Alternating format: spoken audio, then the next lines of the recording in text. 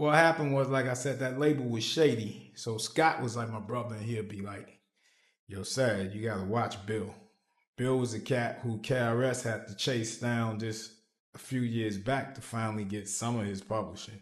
Is this B-Boy Records? Yeah. This is B-Boy Records, yeah. I call it criminal, when criminal-minded record, because he was definitely criminal-minded. So Scott kept telling me, like, yo, you gotta watch him. I was like, nah, he say, because it's supposed to have been produced by Ced Gee and BDP. Really? Yeah, because I did like, the only tracks I didn't do musically was Elementary, my 9mm, Yes. South Bronx, Yeah. and Criminal Minded. You did poetry? Yeah. You did the beat for poetry? Yeah.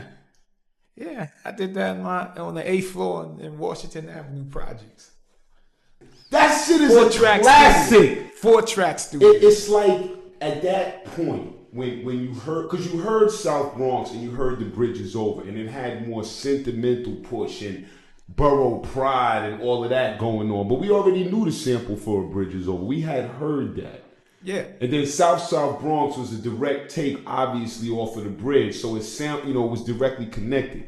But when we heard poetry, you couldn't point to no shit that was already out and say this is based on this or this record sounds like this. That was a new level in lyricism and flow and just even the way the beat sounded, stripped down the drums. That shit was iconic. It was different. It was a game changer.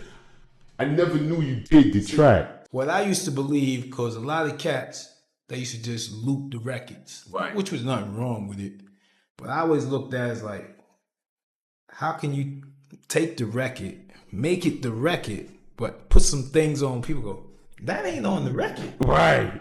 And that's what I did with poetry. I literally just dissected it and broke it down to where it's just the drums and then the bass, and everybody's like, I know that James Brown record, but I ain't had that part in it. Not the way you chopped that up. That's what I think Ultra really was. Ultra was like a group that just changed a lot of the laws in hip hop, from flows.